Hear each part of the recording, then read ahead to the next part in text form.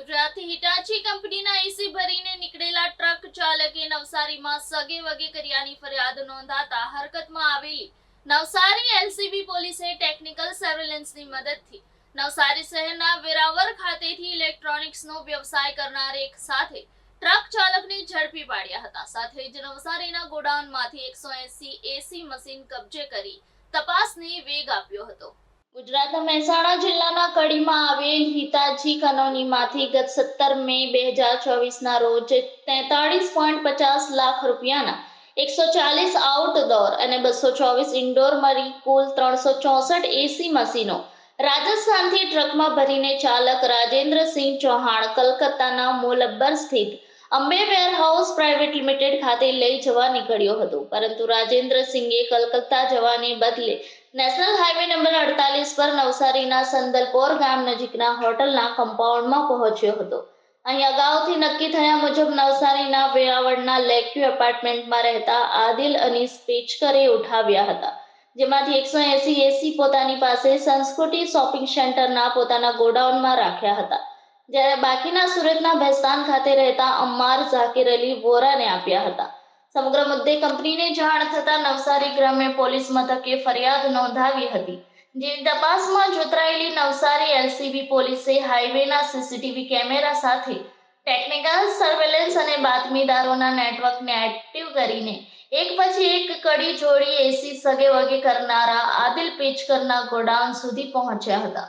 જ્યાંથી પોલીસે આદિલના ભાઈ 25 વર્ષીય આસિમ પેચકરની ધરપકડ કરી હતી। ગોડાઉનમાંથી 32.74 લાખના આઉટડોર અને ઇન્ડોર મળી કુલ 180 એસી મશીનો કબજે કર્યા હતા। પોલીસે આસિમના 3 દિવસના રિમાન્ડ મેળવી કકડાઈથી પૂછપરછ કરતા ટ્રક માલિક અને રાજસ્થાનના રાજસમંદ જિલ્લાના ગોપાલસિંહ યોગસિંહની સંડોવણી હોવાનું સામે આવતા ટ્રક માલિકની પણ ધરપકડ કરી હતી, જ્યારે પોલીસે આદિલ પેચકર, અમ્માર વોરા તેમજ ટ્રક ચાલક રાજેન્દ્રસિંહ ચૌહાણને વોન્ટેડ જાહેર કરી ત્રણેયને પકડવાની કવાયત હાથ ધરી છે। ગઈ તારીખ 17/5/2024ના રોજ નવસારી રૂરલ પોલીસ સ્ટેશનમાં એક 407 મુજબનો ગુનો દાખલ કરવામાં આવેલો હતો। એ ગુનાની વિગત એવી હતી કે કડી જિલ્લો મહેસાણા ખાતે હિટાચી એસીની કંપની આવેલી છે, ત્યાંથી કુલ 364 યુનિટ એસીના, એમાં આઉટડોર 140 અને ઇન્ડોર 224 એ રીતેના યુનિટ ભરી અને ટ્રક પશ્ચિમ બંગાળ કલકત્તા જવા માટે નીકળેલી, પરંતુ એ ટ્રક પશ્ચિમ બંગાળ કલકત્તા નહીં જતા એ ટ્રક સીધી નવસારી આવેલી। નવસારી હાઈવે ઉપર એક જગ્યાએ ટ્રક ઊભી રાખી અને એમાંથી એસી બધા યુનિટ ઉતારી લેવામાં આવેલા અને ત્યારબાદ ડ્રાઈવર એ ટ્રક લઈને નાસી ગયેલો। એટલે કે જે ખરેખર આ એસીના યુનિટ જ્યાં પહોંચાડવાના હતા ત્યાં આ પહોંચાડેલા નહીં, એટલે એ અનુસંધાને 407 મુજબનો ગુનો દાખલ કરેલો છે। તે વખતે અનડિટેક ગુનો હતો, પણ પોલીસ અધિક્ષક શ્રી સુશીલ અગ્રવાલ સાહેબ અને રેન્જ સાહેબ તરફથી સૂચના હતી કે ભાઈ આ ગુનામાં જરાક ધ્યાન આપી અને ગમે તેમ કરીને ડિટેક્ટ થવો જોઈએ। કુલ 43,50,000નો મુદ્દામાલ હતો અને એલસીબીને સૂચના આપી એના આધારે પીઆઈ કોરડ સાહેબ અને અમારા એલસીબીના પીએસઆઈ આ બાબતે તપાસ કરતા એક ગોડાઉન છે, આદિલ અનીસ યુસુફ પેચકર છે એનું એક ગોડાઉન છે, એના ગોડાઉનમાંથી કુલ 180 યુનિટ, જે આ 364 યુનિટ ગયેલા એમાંથી 180 યુનિટ મળી આવેલા, એ કબજે કરી અને 41 મુજબ કાર્યવાહી કરી અને આ મુદ્દામાલ નવસારી રૂરલ પોલીસને સોંપેલો અને ત્યારબાદ આરોપી અને આ મુદ્દામાલ જે પકડાયેલા એમાં આસિમ સન ઓફ અનીસ યુનુસ પેચકર, જે આ આદિલનો ભાઈ છે,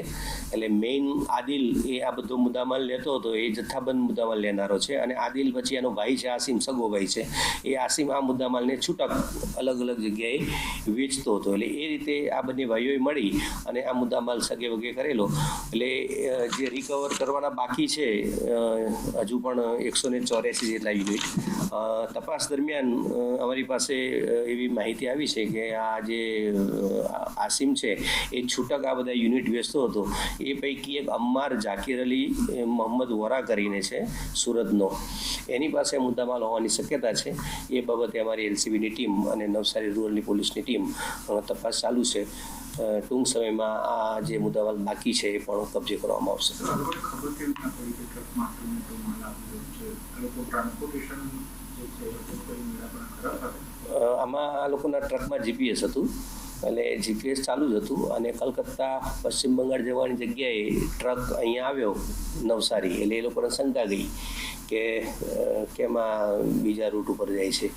એટલે એ જે ટ્રાન્સપોર્ટર છે એમને તાત્કાલિક અહીંયા પણ નવસારી પોલીસનો કોન્ટેક્ટ કર્યો કે ભાઈ આ અમારો માલ ખરેખર પશ્ચિમ બંગાળ જવાનો હતો ને 4-5 કલાક અહીંયા ફોલ્ટ થયો છે નવસારીમાં, તો શંકા છે અમને, તો એના આધારે જ આપણે ફરિયાદ લઈને ગુનો દાખલ કર્યો છે.